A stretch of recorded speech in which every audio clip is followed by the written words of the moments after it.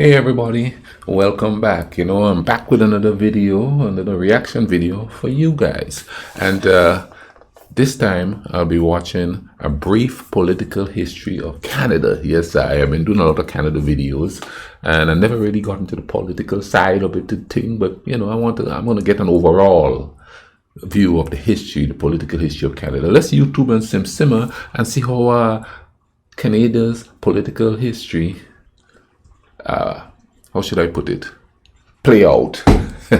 Let's go. Canada's history has always been about various groups competing for resources, but also about how, despite occasional violence, they have found ways to accommodate multiple interests without having the whole enterprise fall apart. To see why, join me for this brief look at the history and politics of Canada. Our story began some 20,000 years ago when the first Asian immigrants went to Canada. That was when Siberian nomads began crossing a land bridge that used to connect Siberia and Alaska in pursuit of caribou, elk, and bison. After that, there were two other major migration waves from Siberia around 2500 BCE and 1000 AD respectively. These were the Dorset culture, who centered themselves around Nunavut, Canada, and the Thule people, which are the ancestors of all modern Inuit. The new immigrants spread into five main areas throughout Canada: the Arctic, the Pacific, the Plains, the southern Ontario-St. Lawrence River area, and the Northwest Woodlands. It was groups in this last region that first encountered Europeans, twice.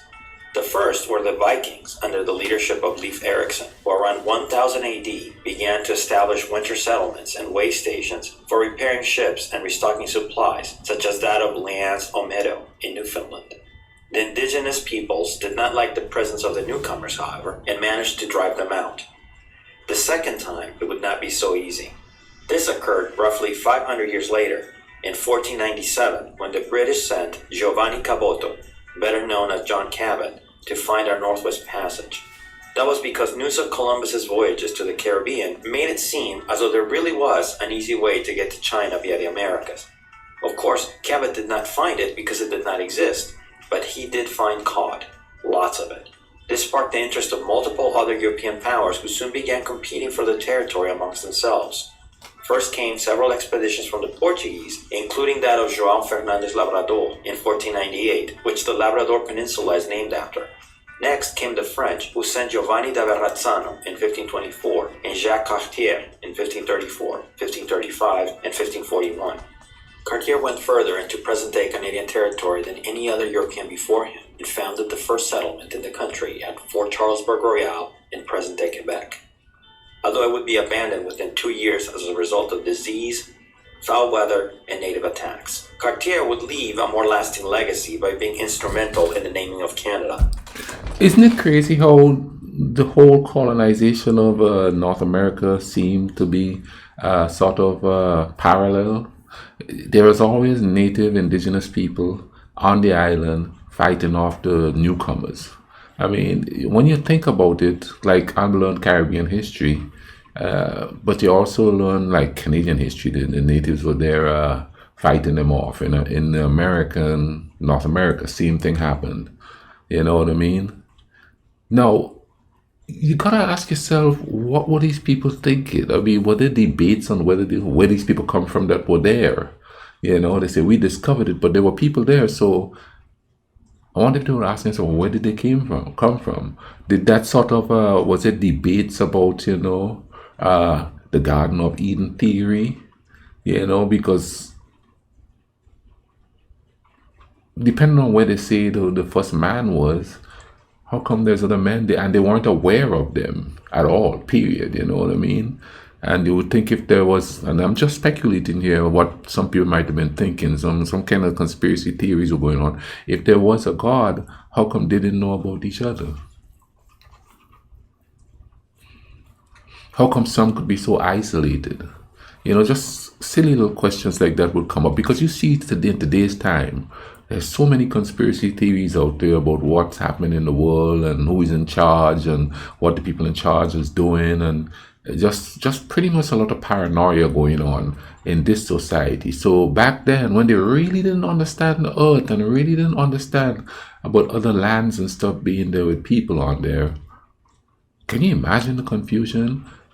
Maybe people thought it was the end times when they were finding all these quote unquote devilish type people because that's what they were being portrayed as, you know what I mean? They're warlike and they're vicious, even though they're fighting to maintain their own territory.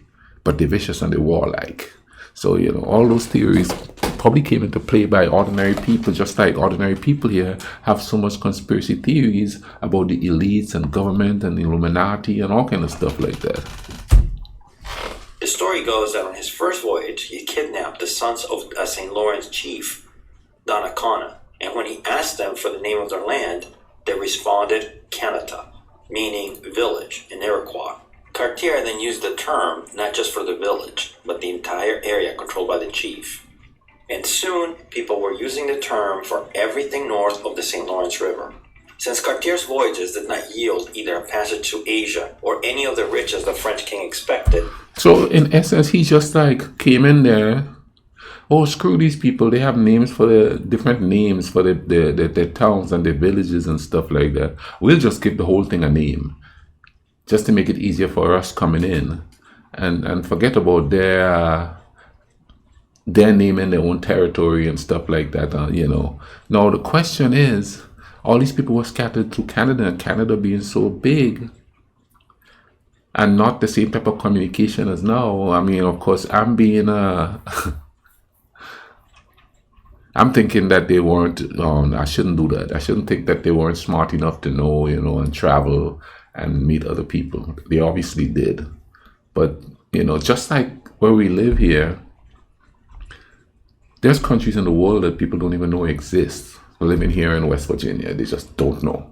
So it wouldn't be too unlikely that people didn't know about other people in places where they didn't have the same technology as now. France began to lose interest. Decades went by with little action until fashion changed the dynamic. Fur hats suddenly became all the rage in Europe, and with it, demand for beaver pelts exploded.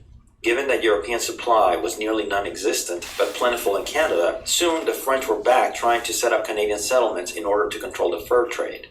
The first permanent one was Port Royal in Nova Scotia, but far from the fur trade and hard to defend, it soon gave way in importance to Quebec City.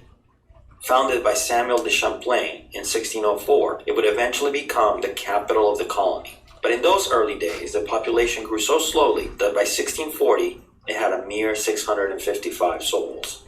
Life was hard, but Champlain's shrewd alliances with the native tribes maintained the area in French hands despite a war outbreak between the French and the British in the 1620s. Still, the French monopoly on the fur trade could not last forever. In the 1670s, the British realized the fur trade could be accessed through the Hudson Bay and immediately acted on it.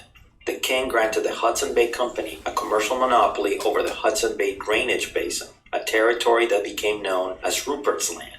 Given their own claims in the area, this infuriated the French, who responded by encroaching on land claimed by the English. I wonder if the Hudson Bay Company still exists but by a different name. Or did it just die out, you know what I mean? And different people bought different parts of it, like usually happens when corporations start going on there, you know, and give it different names and stuff like that. The beginning of a conflict that would simmer for the better part of the next century. The following century's competition between the two powers was punctuated by warfare which the French and Quebecois call intercolonial wars. These include King William's War between 1688 and 1697, Queen Anne's War between 1702 and 1713, whose final treaty forced the French to recognize British claims to the Hudson Bay and Newfoundland, King George's War, 1744-1748, which saw the capture of the Louisbourg fortress in Cape Breton Island, and the final and most destructive, the French and Indian War between 1754 and 1763. Considering they were heavily outnumbered, the French held on quite well in this last conflict, but a renewed British offensive under William Pitt in 1758 turned the tide. Despite unlikely victories for the French, like the Battle of Carillon, they began to steadily lose ground. The pivotal blow came in 1759 when the British captured Quebec in one of Canada's bloodiest and most famous battles that left both commanding generals dead. French attempts to regain the city failed, so left without options, the French handed Canada over to Britain in 1763. Managing the newly acquired territory presented quite a challenge for the British. They had to quell uprisings by Indigenous people, such as the attack on Detroit by Ottawa Chief Pontiac, and figure out what to do with French Canadians. Tensions arose with the Quebecois when the new rulers imposed anti-Catholic laws, including the rights to vote and hold office. I've noticed something. There's a lot of anti-Catholic stuff going on back in them times.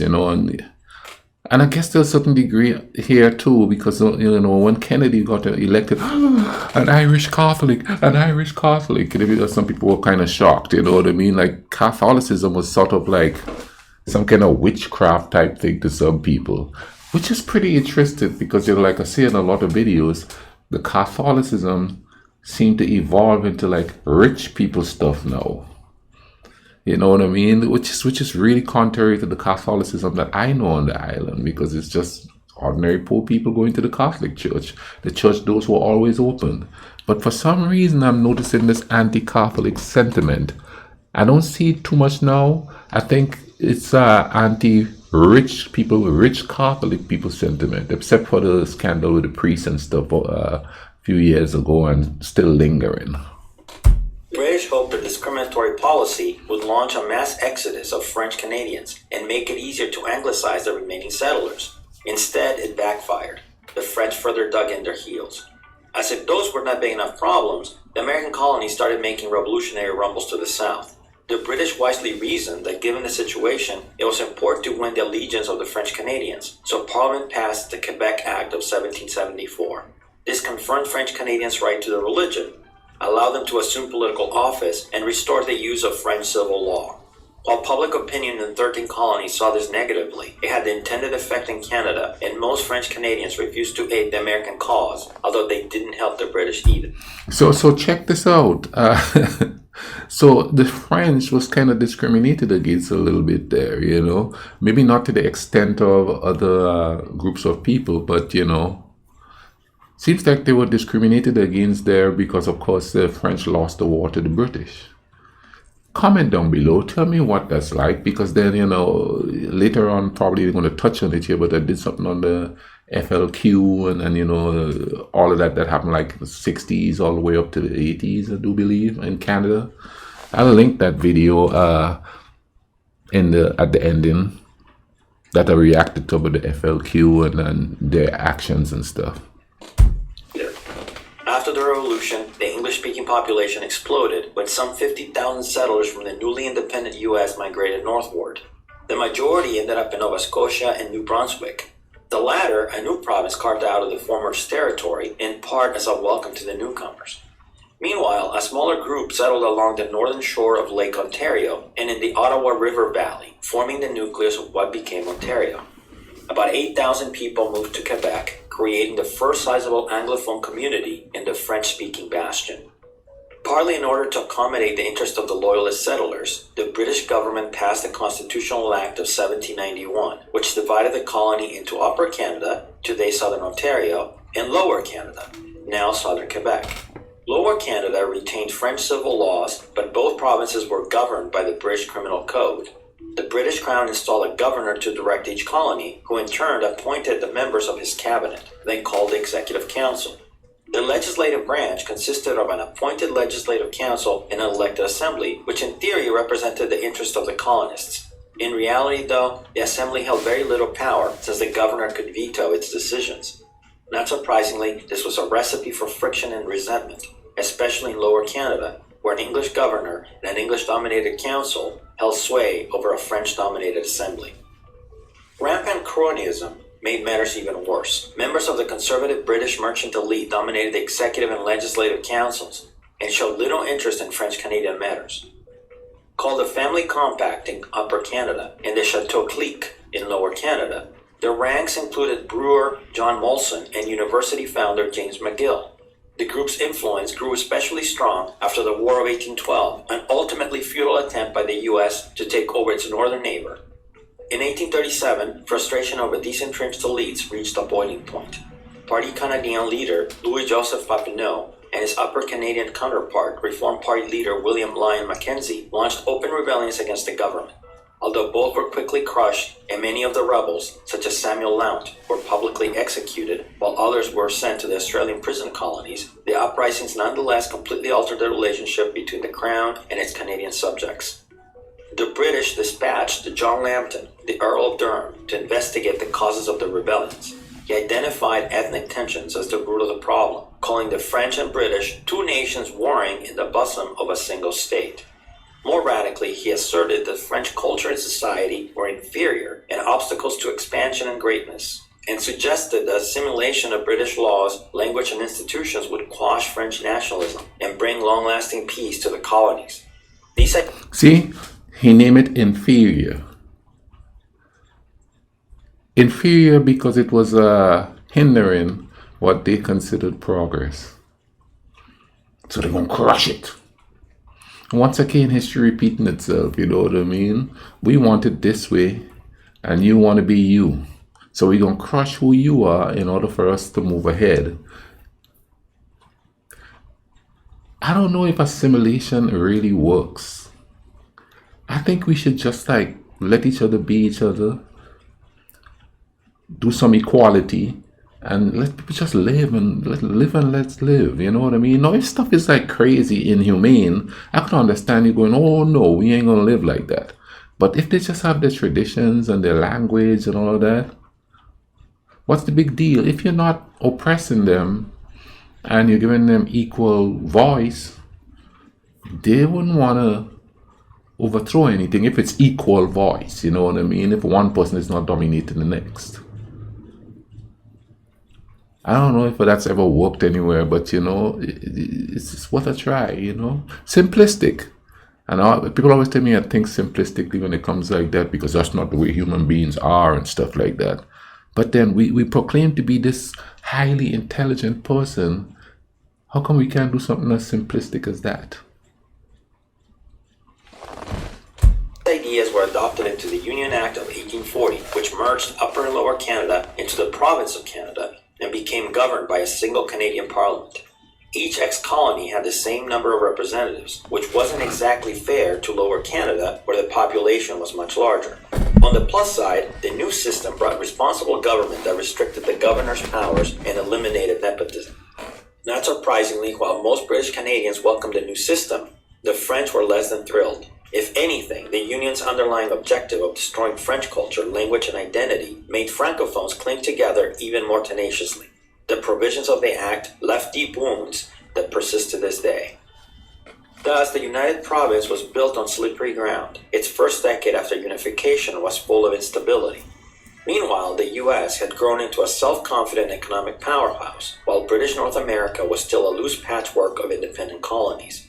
The American Civil War between 1861 and 1865 and the USA's purchase of Alaska from Russia in 1867 raised fears of annexation. It became clear that only a less volatile political system would stave off these challenges. How are you going to be purchasing land? Isn't there people living there? Isn't there native people living on there that owns the land?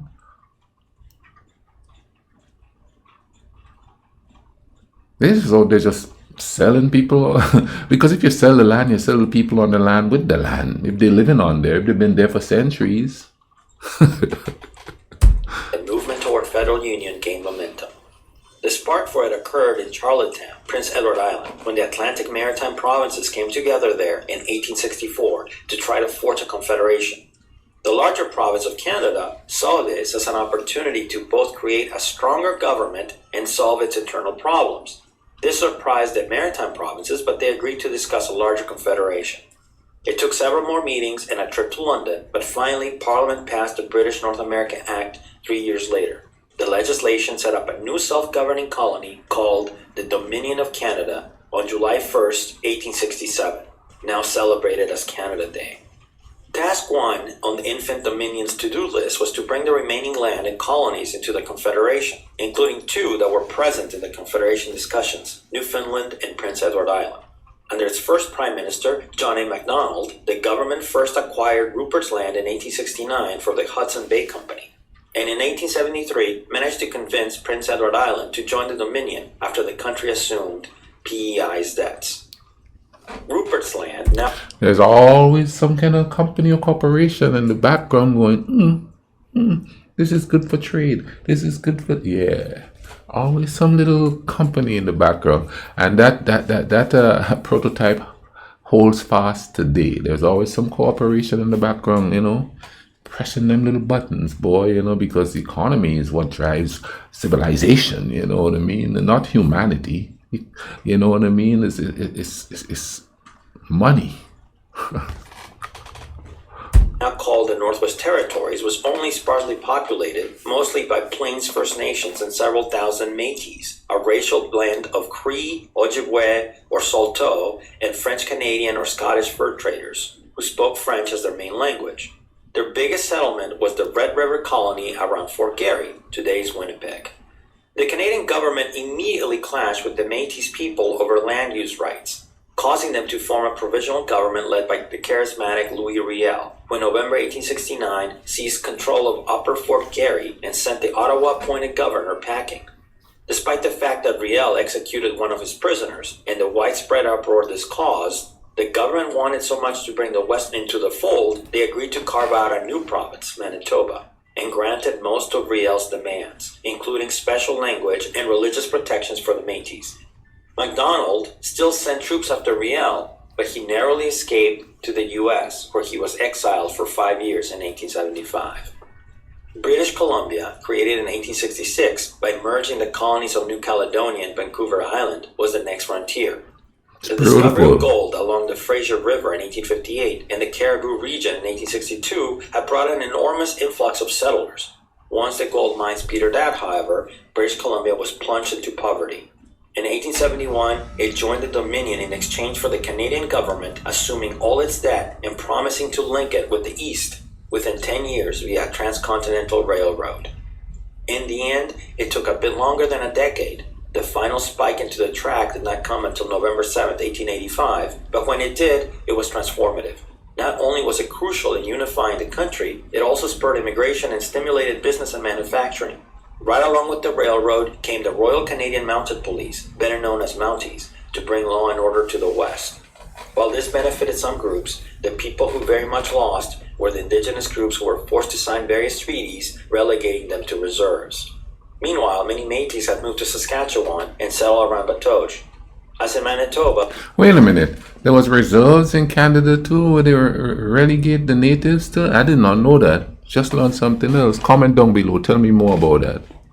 They quickly clashed with government surveyors over land issues. In 1884, after the repeated appeals to Ottawa had been ignored, they coaxed Louis Riel out of exile to represent their cause.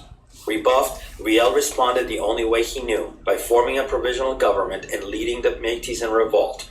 Riel had the backing of the Cree, but times had changed. With the railroad nearly complete, government troops arrived within days.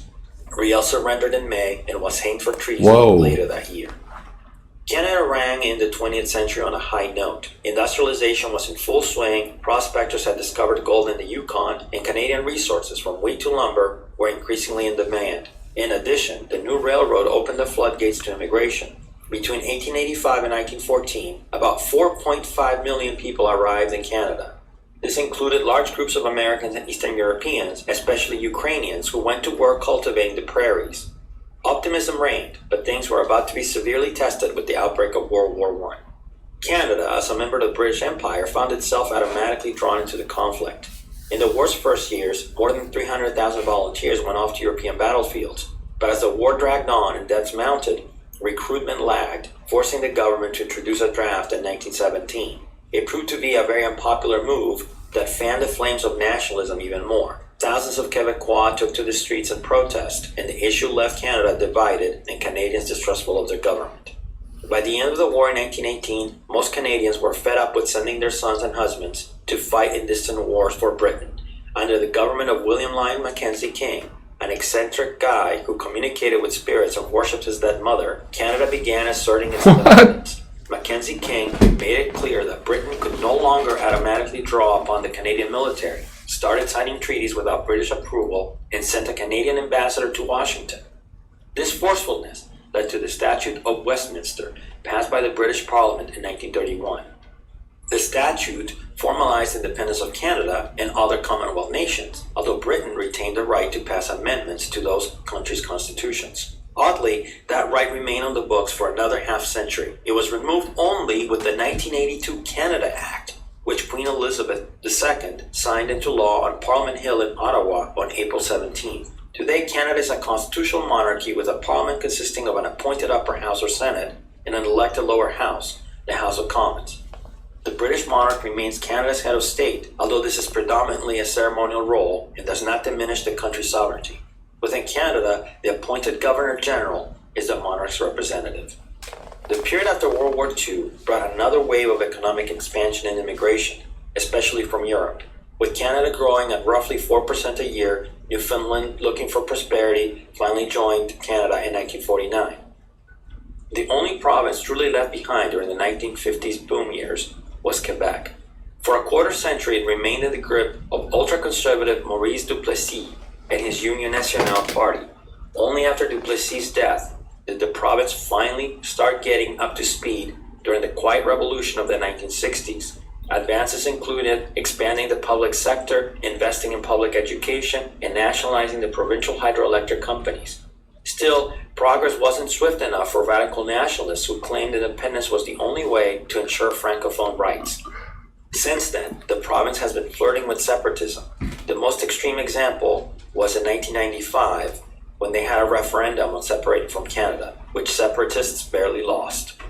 In 1960, Canada's Indigenous peoples were finally granted Canadian citizenship. Issues involving land rights and discrimination played out in the decades that followed. In 1990, Indigenous frustration reached a boiling point with the Oka crisis, a standoff between the government and a group of Mohawk activists near Montreal. The conflict was set off by a land claim. The town of Oka wanted to use land that the Mohawk considered sacred. A 78-day clash ensued, and one policeman died of gunshot wounds. The event shook Canada. In the aftermath, the government tried to overhaul its relationship with Indigenous peoples. In 1998, the Ministry of Indian and Northern Affairs issued an official statement of reconciliation that accepted responsibility for past injustices towards Indigenous people. In 1999, the government created the new territory of Nunavut and handed it over to the Inuit people, who have long lived in the northern region. And in 2008, the government apologized for the residential system that took away Indigenous children from their families in an effort to assimilate them into the dominant Canadian culture. Mr. Speaker, I stand before you Wow. to offer an apology to former students of Indian residential schools. The treatment of children in Indian residential schools is a sad chapter in our history. In 1985, Canada became the first country in the world to pass a National Multicultural Act. Today, more than 20% of Canada's population is foreign-born, and its immigration policy continues to be much more flexible than its neighbor to the south. Meanwhile, throughout its entire history, Canada has always been ruled by either the Liberal Party or some version of a Conservative Party. Currently, its Prime Minister is a Liberal, Justin Trudeau, whose greatest challenge by far has been dealing with the COVID pandemic. Although far from perfect, the country did manage it better than its American neighbor, with a significantly lower death rate, and also seems to have put the worst of the COVID economic disruption behind it. Between 2000 and 2019, Canada's economy grew at a stable rate of 3% a year, before falling off a cliff in 2020. As of yet, it is unclear whether the country will return to the previous trend.